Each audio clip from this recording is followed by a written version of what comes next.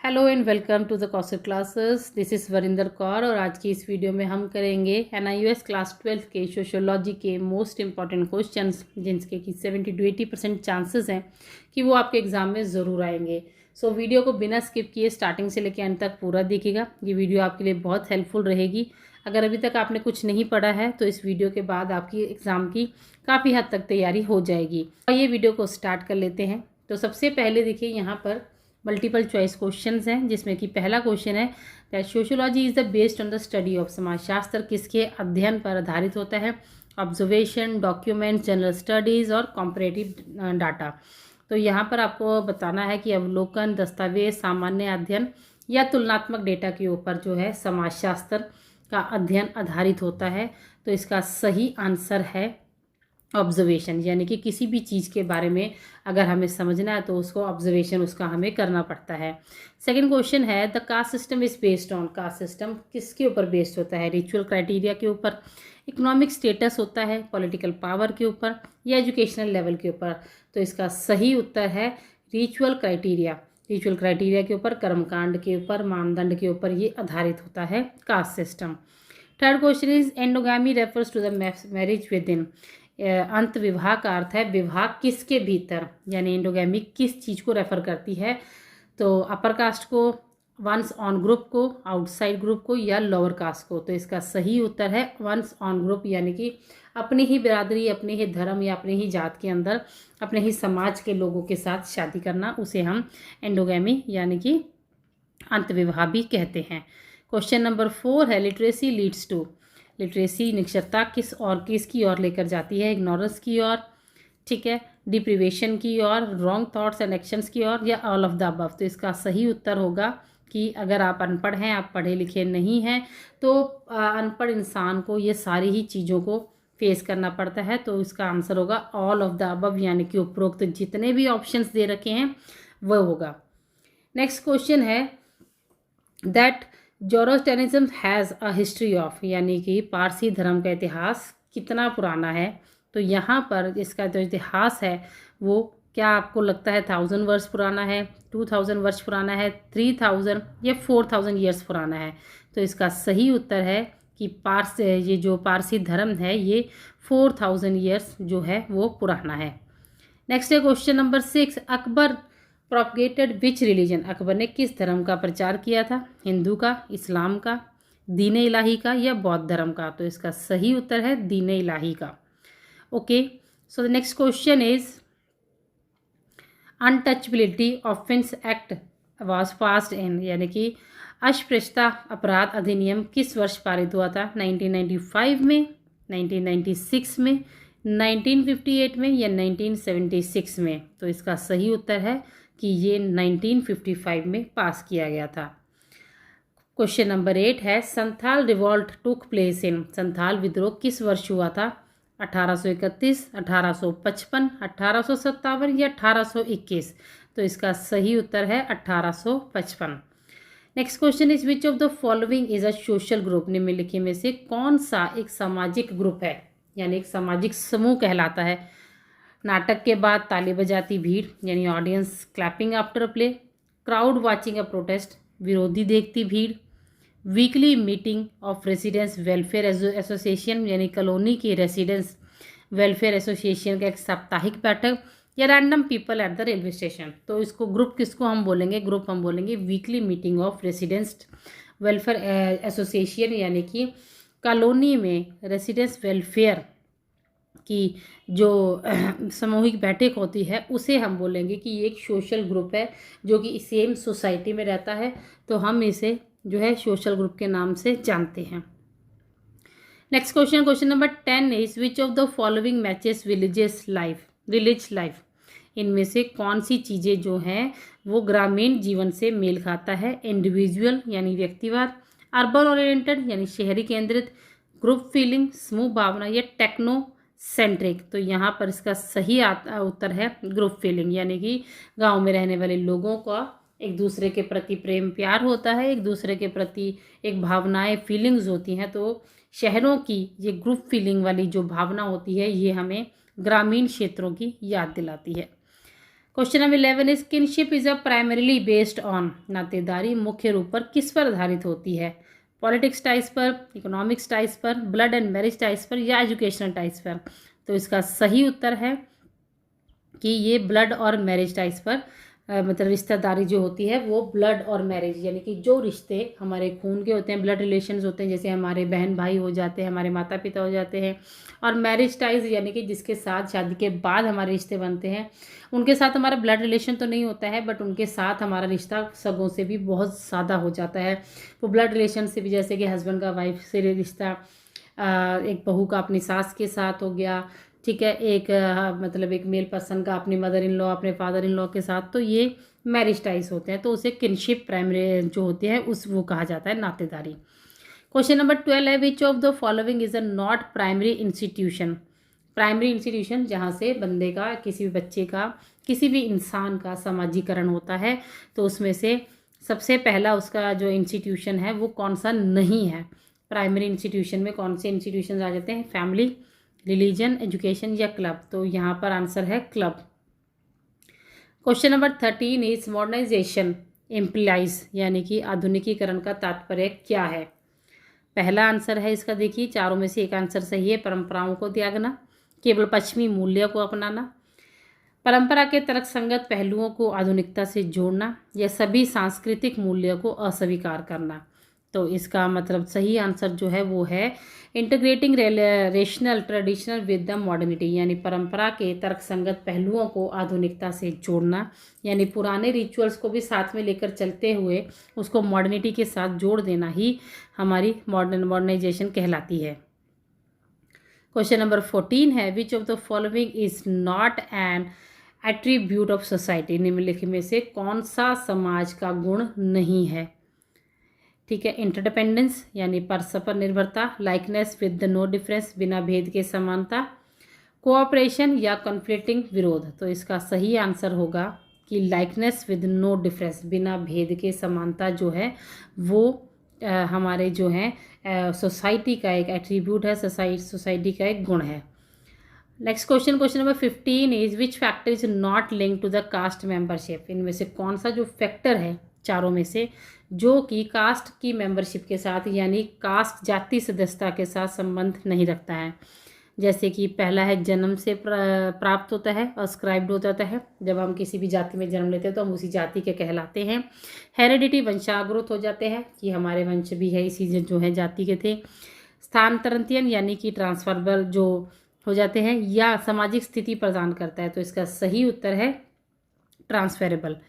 Question number 16 is which is not consanguineous kinship, यानी कि निम्नलिखित में से समरक्त नातेदारी नहीं है। कौन सी, बच्चे और माता पिता की, चाचा और भतीजा भतीजे की, पिता और माँ की, या समान पिता वाले भाई बहन की।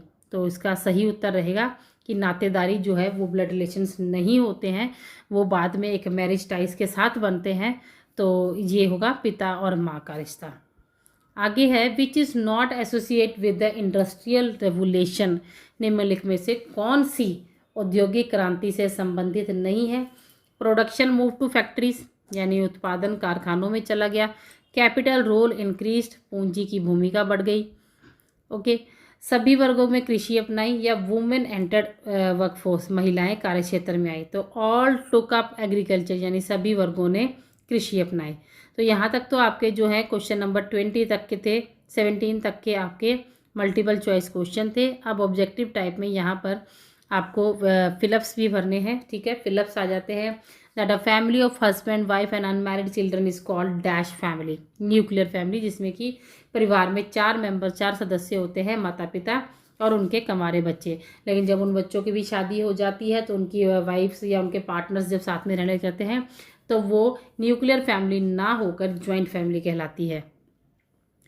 सेकेंड फिलअप है kinship terms that can not be broken down further are called, यानी नातेदारी के वे पद जिन्हें और विभाजित नहीं किया जा सकता डैश कहलाते हैं प्राइमरी, यानी कि प्राथमिक। थर्ड फिलअप है the person who is a reference point in kinship is called, नातेदारी में जिस व्यक्ति को आधार माना जाता है उसे डैश कहते हैं, उसे ईगो कहते हैं। आगे है acculturation is the process of dash, यानी पर संस्कृतिकरण की प्रक्रिया क्या है, यानी कि दूसरों की संस्कृति को अपनाना, तो सांस्कृतिक आदान प्रदान, कल्चरल एक्सचेंज होगा। जो फिफ्थ फिलअप है वो है avoidance is a kinship mean, नातेदारी में परिहार का अर्थ है कि सीधे संबोधन ना करना, यानी नॉट एड्रेसिंग डायरेक्टली। आगे आ जाते हैं आपके ट्रू फॉल्स, सही गलत आ जाते हैं। तो सही गलत में domestic violence is above caste, घरेलू हिंसा जाति से ऊपर होती है, तो इसका सही उत्तर है राइट। आगे है daughters enjoy inheritance right in the parental families, पितृवंशी परिवार में बेटियों का उत्तराधिकार का अधिकार प्राप्त होता है, तो ये है सही। Sociologist collect data from the archive, समाजशास्त्री अभिलेखागार से आंकड़े एकत्रित करते हैं, गलत। फोर्थ नंबर है sociology is the observation science, तो ये है समाजशास्त्र एक अवलोकनात्मक विज्ञान है, तो ये होगा सही। आगे है मैच द कॉलम, ठीक है। तो यहाँ पर देखिए डेंग, ईगो, कम्युनिटी, सोसाइटी, अथॉरिटी, इस तरह से आपको मैच द कॉल जो है फॉलोइंग्स भी है वो भी आपके पेपर में आएंगे। तो आप अपने पाठ्य पुस्तक को, अपनी बुक्स को अच्छे से स्टडी करके जाइएगा। फिर आ जाता है AR, जिसे कि हम असर्शन या रीज़न भी कहते हैं। यहाँ पर देखिए जैसे सही विकल्प आपको चुनना है, जैसे कि असर्शन में है कि rural and urban society interact continuously, ठीक है। तो दावा जो ये है वो है ग्रामीण और शहरी समाजों में निरंतर अंतर क्रिया होती रहती है, तो रीज़न क्या है, because of the continue face to face. तो आपको बताना है कि A is true but R is false, यानी कि A सही है कि ग्रामीण और शहरी समाज में निरंतर अंतरक्रिया होती रहती है, बट ये दोनों के आमने सामने में इनका जो है आपसी संपर्क नहीं होता है। नेक्स्ट क्वेश्चन भी इसी की तरह का होगा, वो आपको मिलेगा। आपको बताना है कि ये पहले इसका असर्शन दिया होगा, फिर उसका रीज़न आपको बताना है। जैसे कि बता रखा है कि जाति व्यवस्था कर्मकांड पर आधारित होती है, वर्ग धर्म निरपेक्ष मानदंडों पर आधारित नहीं होता है, तो यहाँ पर भी A ट्रू है, ठीक है। रीज़न इसका गलत है। आगे आ जाते हैं वेरी शॉर्ट आंसर्स, यानी कि ये आपको 2 या 3 मार्क्स के जो है क्वेश्चंस पूछे जाएंगे। तो इसमें से देखिए पहला क्वेश्चन है what is a meant by the kinship, नातेदारी से आप क्या समझते हैं। तो नातेदारी जो होती है वो सामाजिक संबंध होते हैं जो कि ब्लड से बनते हैं या फिर मैरिज टाइज से बनते हैं, जैसे कि मैंने आपको पहले एक्सप्लेन कर ही दिया है। तो इसमें यह परिवार के समुदाय में भूमिकाएं, जिम्मेदारियां और सामाजिक संरचना को भी, फैमिली और कम्युनिटी के अंदर सोशल स्ट्रक्चर को ये बनाता है। आगे है डिफाइन इकल्चरेशन, यानी कि इकल्चरेशन को आपको पर संस्कृतिकरण को परिभाषित करना है। That acculturation is the process of culture exchange which where individual और group adopt trades from the another culture due to the contact. यहाँ पर क्या होता है पर संस्कृतिकरण, यानी कि दूसरे की संस्कृति को, दूसरे के गुणों को अपने अंदर डालना, अपनी जाति में फैलाना या अपने अंदर आत्मसात कर लेना, ये जो है वो एक दूसरे के साथ जो हमारा कोऑर्डिनेट होता है, जो हमारा असाइमुलेशन होता है, तो उसके लिए ये किया जाता है। अगला क्वेश्चन है what is a social group. Social group यानी सामाजिक समूह क्या होते हैं। सामाजिक समूह वो होते हैं जहाँ से समाज बनता है। सामाजिक समूह व्यक्तियों का समूह होता है जो आपस में संपर्क में रहता है और सामान्य लक्ष्य को साझा करता है, एकता की भावना रखता है, जैसे कि परिवार, विद्यालय और क्लब। कास्ट सिस्टम क्या होता है। Next question is what is caste system. Okay, तो इसका सही उत्तर है caste system is the heredity social satisfaction based on the birth, occupation and the ritual purity. It assigns fixed roles and the status in society. जाति व्यवस्था, जन्म, पेशा, धार्मिक शुद्धता पर आधारित एक वंशागनुक सामाजिक श्रेणीकरण है, ठीक है, जिसमें कि जन्म देखा जाता है कि आपका जन्म कौन सी जाति में हुआ है या आप किस पेशे से जाति, जैसे कि कहते हैं हम ये लोग कुम्हार हैं, ये लोहार हैं, तो इस तरह से आपकी एक वंशागत जो है सामाजिक श्रेणीकरण बन जाता है। अगला क्वेश्चन है what are the functions of marriage. विवाह के क्या कार्य होते हैं। तो देखिए marriage regulates sexual behaviour, provides legitimacy to the children, insures social stability and establish kinship tie. विवाह यौन व्यवहार को नियंत्रित करता है, बच्चों को वैधता प्रदान करता है, सामाजिक स्थिरता सुनिश्चित करता है और नातेदारी संबंध स्थापित करता है। क्वेश्चन नंबर 6 है what is the role of elections in social change. Elections के सामाजिक परिवर्तन में चुनाव की क्या भूमिका है। देखिए चुनाव नागरिकों को सशक्त बनाते हैं, समानता को बढ़ावा देते हैं, नीतिगत परिवर्तन लाते हैं और यह जनमत को दर्शाते हैं।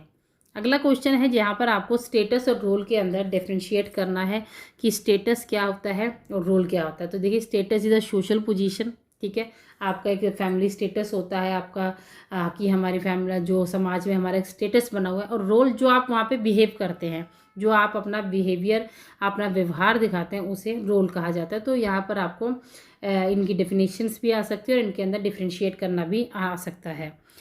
नेक्स्ट क्वेश्चन है question number 8, what is the assimilation. Assimilation क्या होता है, आत्मसातकरण क्या होता है। तो assimilation is a process where individual और group gradually adopt the culture of another group losing their original identity. जब कोई भी ग्रुप अपनी जो मूल उनकी जो पहचान है वो खो देते हैं और फिर वो दूसरी संस्कृति को अपना लेते हैं, उसे असाइमिलेशन कहते हैं। यानी कि दूसरे के धर्म को, दूसरी की जाति को, यानी अपनी जाति, अपने धर्म, अपने समाज में, अपनी बिरादरी में खुद को सिक्योर या सेफ ना मानते हुए वो दूसरी जाति को अपनाते हैं, उसे असाइमिलेशन कहा जाता है। आगे आ जाते हैं शॉर्ट आंसर्स। शॉर्ट आंसर्स में सबसे पहला जो है वो है what are the characteristics of urban society. नगरीय समाज की विशेषता क्या होती है। नगरीय समाज में जनसंख्या घनत्व अधिक होता है, यानी शहरों में जनसंख्या ज़्यादा होती है। संबंध जो हैं वो फॉर्मल टाइप के ही होते हैं, यानी फैमिली वाला ऐसा कुछ रिलेशनशिप जो गाँव में हमें देखने को मिलता है वो सब नहीं होता है।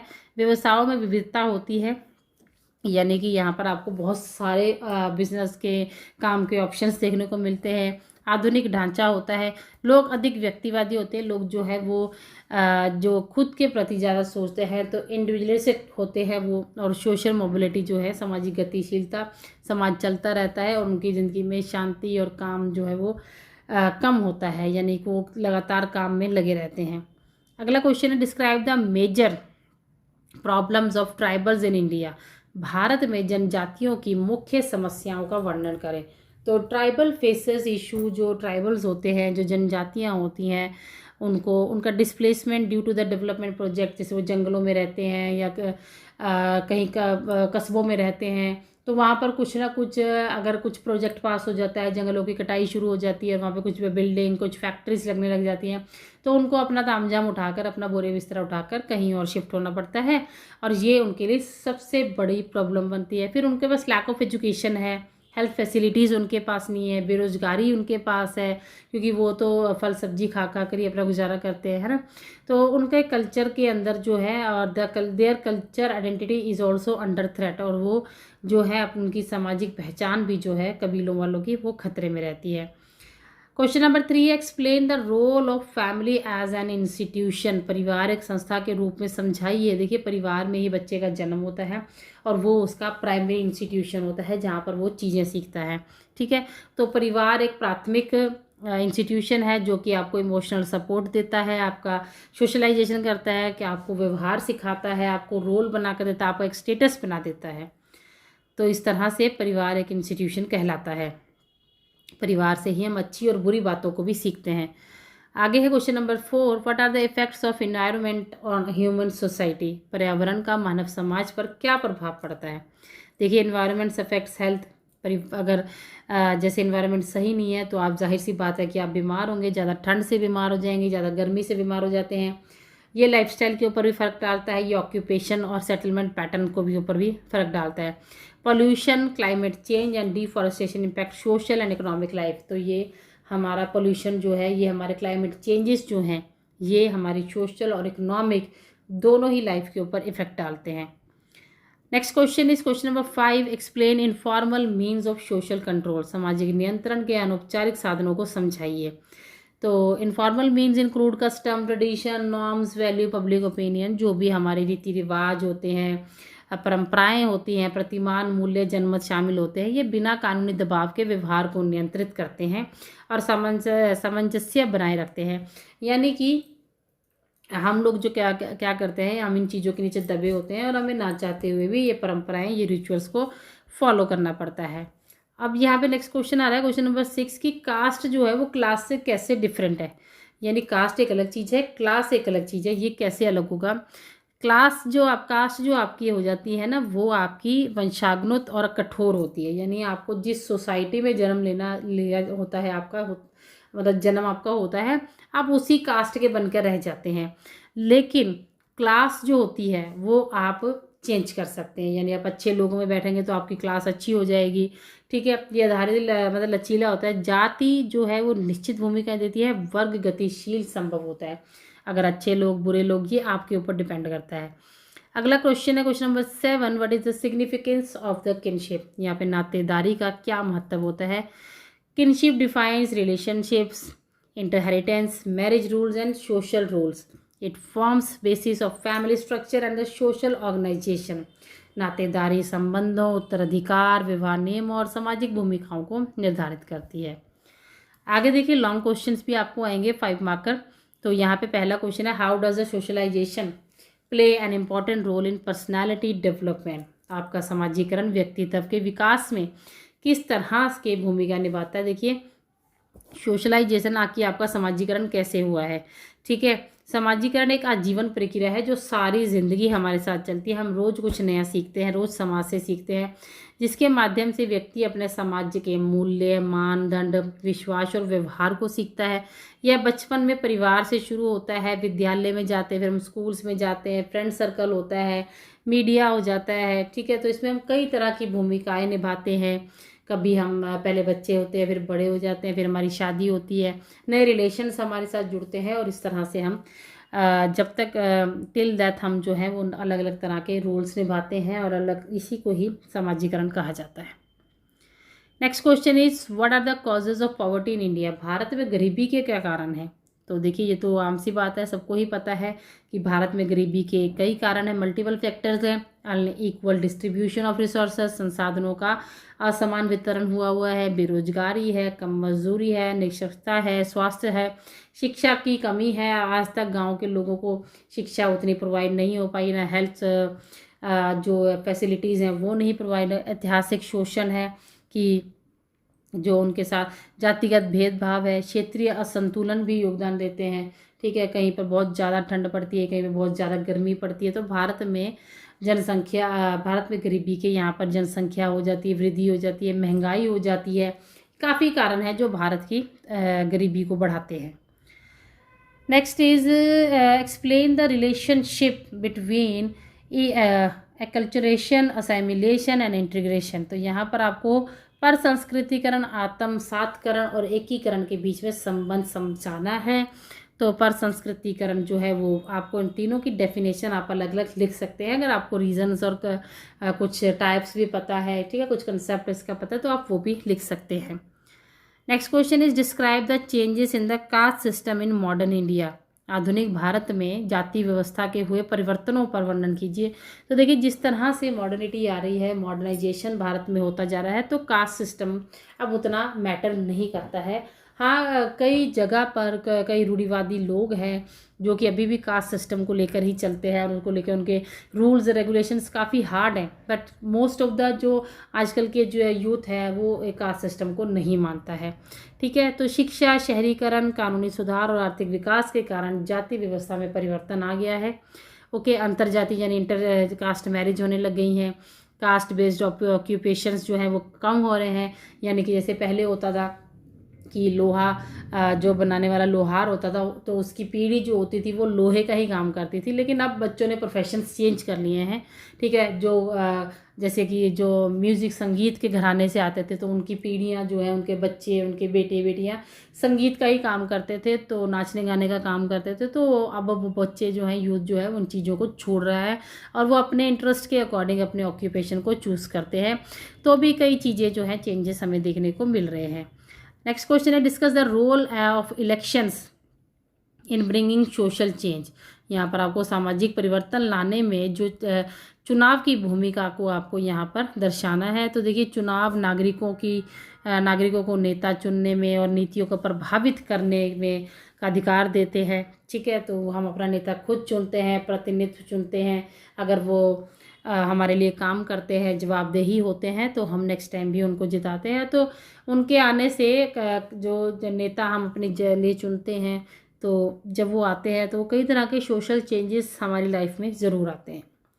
Next question is what are the problems faced by scheduled caste and scheduled tribes. SC ST वाले जो होते हैं उनको कौन सी प्रॉब्लम्स को फेस करना पड़ता है। तो देखिए, डिस्क्रिमिनेशन उनको फेस करना पड़ता है, उसके साथ आर्थिक वंचना यानी कि इकोनॉमिकल तौर पे वो मतलब काफ़ी ज़्यादा वीक होते हैं, पुअर एक्सेस होते हैं, गरीबी होती है, कमी होती है, शिक्षा की कमी होती है, डिस्प्लेसमेंट उनका बहुत होता है, और वो अनटचबिलिटी को भी फेस करते हैं, जगह उनके पास नहीं होती है प्रॉपर, सरकार की योजनाएं जो है फिर उन्हें सशक्त करने का प्रयास करती हैं। क्योंकि जब भारत आज़ाद हुआ तो कॉन्स्टिट्यूशन में हमने SC ST वालों को, जो शेड्यूल्ड कास्ट वाले हैं, उनको स्पेशल जो है एक जगह दी गई, एक ओहदा दिया गया और एक रेपुटेशन दी गई। ठीक है, तो फिर भी उसके बाद भी, आज़ादी के इतने साल भी बाद भी इन लोगों को, SC ST के कास्ट के लोगों को काफ़ी ज़्यादा प्रॉब्लम्स को फेस करना पड़ता है। आगे है explain development as a value loaded concept. विकास को एक मूल्य पर परिपूरित अवधारणा के रूप में समझाएं। तो विकास केवल आर्थिक वृद्धि नहीं होती है, ये सामाजिक न्याय, समानता, ठीक है, social justice, equality and the human welfare के ऊपर भी काम करती है। तो it reflects the values of the society what is consider desirable, यानी कि ये वो जो वांछनीय माना जाता है, ये विभिन्न संस्कृति और संदर्भों में भिन्न होता है, और वास्तविक विकास में शिक्षा, स्वास्थ्य, गरिमा और सभी वर्गों को, विशेष करके वंचितों को सशक्तिकरण में शामिल करता है। आगे नेक्स्ट आपको देखिए मॉड्यूल्स आ जाते हैं। तो यहाँ पे ऑप्शनल मॉड्यूल 1 और 2 है, हमने यहाँ पे मॉड्यूल 1 लिया है। ओके, तो स्टेटस ऑफ वुमेन है, व्हाट इज डॉरी, दहेज क्या है। ओके, तो जो डॉरी जो है exact transfer of money, property, valuable items for the bride's family to the groom's family at the time of marriage, यानी कि शादी के वक्त लड़की के घर वालों की तरफ से लड़के के घर वालों को दिए जाने वाले गिफ्ट्स को, ठीक है, या सामान को, पैसों के ट्रांसफ़र को, इन्हें हम डॉरी कहते हैं। और ये एक सोशल एविल बनता जा रहा है, यानी कि ये एक सामाजिक बुराई बन गई है। ठीक है, नेक्स्ट क्वेश्चन है, question differentiate between gender and sex. तो यहाँ पर आपको लिंग और सेक्स के बीच में अंतर स्पष्ट करना है। सेक्स पुरुषों और महिलाओं के बीच का जैविक अंतर दर्शाता है, यानी कौन, और जैसे प्रजनन अंग जो होते हैं, जैसे कि प्राइवेट जो हमारे पार्ट्स होते हैं, उससे पता लगता है ये लड़का है, ये लड़की है। और लिंग एक सामाजिक अवधारणा है जो समाज द्वारा पुरुषों और महिलाओं को दी गई भूमिकाओं और व्यवहारों और अपेक्षाओं की को दर्शाता है। और लिंग हो जाता है कि जिस तरह से हमारी बॉडी का वो है, हम वह समाज हमसे उसी तरह की एक्सपेक्टेशंस को करता है कि रखता है। ठीक है, क्वेश्चन नंबर 3 है, what are the 73rd and 74th constitutional amendments, यानी कि 73वां और 74वां जो संविधान में संशोधन किया गया था वो क्या था। तो 73 में संशोधन यानी कि 1992 में किया गया था, जो कि पंचायती राज्यों की स्थापना की गई थी और महिलाओं के लिए सीटें आरक्षित की गई थी। और 74वें में, वो भी 1992 में ही किया गया था, वो शहरी स्थानीय निकायों को सशक्त बनाता है और महिलाओं को आरक्षण प्रदान करता है। नेक्स्ट है, हु फाउंडेड ब्रह्मो समाज। ब्रह्मो समाज की स्थापना किसने की थी। तो राजा राम मोहन राय ने 1828 में ब्रह्मो समाज की स्थापना की, ताकि हिंदू समाज की जो कुरीतियां हैं उनको दूर किया जा सके। नेक्स्ट है, discuss the role of self help groups in powering rural women. ग्रामीण महिलाओं को सशक्त में बनाने के लिए स्वयं सहायता के समूहों की भूमिका पर चर्चा कीजिए। ओके, यानी कि SHGs यानी कि स्वयं सहायता समूह ग्रामीण महिलाओं को आर्थिक स्वतंत्रता, कौशल विकास, सामूहिक निर्णय लेने की शक्ति प्रदान करता है और उन्हें भी एक तरह से हेड बनाता है, ताकि वो भी समाज के हर काम में भूमिका निभा सके। तो स्टूडेंट्स, ये थे आपके सोशियोलॉजी क्लास 12th के most important questions. Okay, hope आपको ये वीडियो हेल्पफुल लगी होगी। ठीक है, आप इसकी PDF भी परचेज़ कर सकते हैं। स्क्रीन पे दिए गए नंबर पे आप व्हाट्सएप पे कांटेक्ट करके हमसे ये PDF परचेज़ कर सकते हैं। ये इंग्लिश और हिंदी दोनों मीडियम वाले बच्चों के लिए है। ये हम मिलेंगे नेक्स्ट वीडियो में। Till then take care, bye bye.